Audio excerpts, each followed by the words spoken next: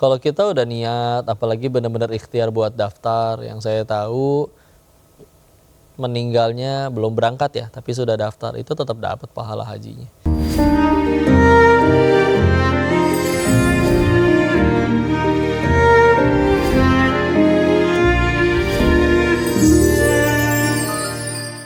Cukup dalam ya obrolan kita dan Ya udah, jangan menjadi dalam-dalam refleksi menjadi refleksi juga maksudnya untuk kita juga sampai sejauh mana saat ini untuk mengenal Allah kayak Ini gitu. jadi Ainyu Syariah ya.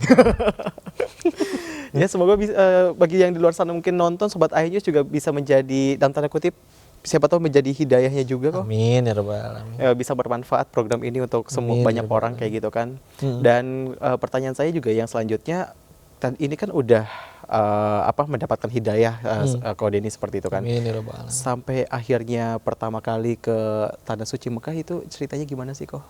Pertama berangkat itu di September 2023. Tahu-tahu ada travel yang ngubungin pengen ngajak umroh bareng.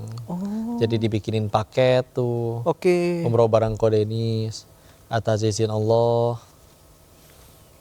Penuh lah, dalam waktu seminggu udah penuh satu bus. Terus tahu-tahu 2 pekan berikutnya nambah lagi satu bus, jadi 2 bus rombongan. Ya itu pertama kali. Udah gitu berangkat lagi, ada yang ngajakin haji 2024. Jadi pertama kali haji 2024 sama istri. Ya siapa yang nggak mau ya kan, akhirnya berangkat. Udah gitu, ya itu pertama kali umroh sama haji sih itu sih. Terus selanjutnya ya ada umroh lagi juga yang sama akhirnya pengen sama keluarga, kesampaian sama keluarga di 2025 Januari ya. Ya gitu. Berarti keluarga tuh maksudnya sekarang tuh kalau sorry kok. Jadi kalau keluarga tuh Islam semua dari ayah, ibu. Kalau ayah, ibu dan adik-adik ya. Cuman kalau kayak cici dan kokoknya papi, karena papi saya bungsu ya. Jadi masih punya cici, kokok lagi itu kakak perempuan dan atau kakak-kakak laki-lakinya itu masih belum Islam. Oke. Ada yang masih Buddha, ada yang ke Nasrani. Kalau kokok sendiri berarti udah terlahir Islam seperti itu ya? Ya, karena papi mualaf, karena Oke. nikah sama ibu. Walaupun waktu itu saya tinggal sama nenek ya, beliau Buddha, saya makan babi, di rumah ada meja hiyoh dupa tuh buat sembayang, TK sampai SMA sekolah Katolik, nyari duitnya di Thailand. Jadi ya jauh dari keislaman sih, meskipun mami berusaha ngajarin gitu, tapi namanya bocah bandel, ya dapat hidayahnya belakangan. Baru akhirnya pulang dari Thailand tuh 2017 baru mulai ngedalamin Islam. Oke. Balik dari Thailand baru ngedalamin Islam, akhirnya 2024 tadi pertama kali haji kayak gitu. Itu di luar dari rencana semua kok. Di luar rencana ya. Cita-cita mah bisa pengen, cuman ya tahu-tahu ada yang ngajak, nggak berencana sih tahu-tahu. Pokoknya tugas kita emang lurus aja lempeng, jangan ngelakuin yang Allah nggak suka, sisanya nanti Allah kasih kejutan-kejutan. Nah, salah satu kejutannya alhamdulillah berangkat kemarin 2024 haji pertama ya. Kalau ngomongin soal yang paling sering informasinya beredar kan, kalau misalnya kita ngelakuin katakanlah dosa gitu kan, ntar kalau misalnya ibadah haji atau apa ke Tanah Suci Mekah, ntar bakal kayak gini, ntar Allah balas, itu tuh bener nggak sih kok? Atau itu tuh semacam kita dalam tanda kutip suzonnya ke Allah kayak gitu ya kok? Sayyidina Ali bin Abi Thalib radhiyallahu anhu karamallahu wajhah pernah menyebutkan sebetulnya bahwa dunia itu sebetulnya tempat menanam, bukan tempat menuai. Menuai mah nanti hasilnya di alam setelah kematian ya. Tapi ya memang nggak menutup mata, memang ada yang kayak begitu. Tapi juga jangan jadi kita takut ke tanah suci karena takut dibalas dosanya. Karena justru amat sangat beruntung orang yang punya dosa dibalasnya di dunia. Ngintip matanya kecolok gitu kan. Itu tuh pertolongan. Kan lumayan gugurin dosa. Coba nyolong terus tapi nggak pernah ketangkep. Dibalasnya nanti semuanya nanti setelah mati. Lebih repot. Mendingan di dunia. Ya. Suka julid, tahu-tahu di sana ada yang nampar bapak-bapak Pakistan, entah nggak sengaja ketemu atau gimana, tampar, lumayan gugurin dosa, ya apa-apa. Ada memang yang kayak begitu ya. Dan yang cerita juga orang-orang yang kami percaya dia tidak suka berbohong, bukan pendusta. Cuman ya udah, tugas kita kan ambil pelajaran aja. Dan kalau kejadiannya ke kita ya udah, syukurin aja, alhamdulillah. Kita kan mati bakal ke surga pengen. Nabi Adam aja diusir dari surga, dosanya 1. Kita pengen ke surga emang dosanya 1. lumayan digugurin dosa. Berarti yang ngalangin kita ke surga kan dosa kita sendiri. Iya. Ibadah kurang, sholat lupa rakaat melulu, zuhur 2:30, asar 2:30 gara-gara nanggung 2 episode lagi ya kan. Subuh sebangunnya, ya. Sholat kuliah kulhu melulu, sekalinya ganti ina atau ina. Dan sekalinya sujud lama juga lagi mikir biasanya, abis ini tasyahud apa berdiri ya. Kita mah gitu sholatnya. Terus tahu-tahu pengen ke surga. Emang kita Imam Ahmad bin Hambal yang sehari semalam sholatnya 300 rakaat. Kalau lagi sakit 150 rakaat. Dosa banyak, tiap ketemu orang bisa jadi dosa, ngelihat orang lihat handphone jadi dosa. Berarti kan kehalangan dosa sendiri. Tahu-tahu dikasih fasilitas penggugur dosa, atau enak, bersyukur harusnya.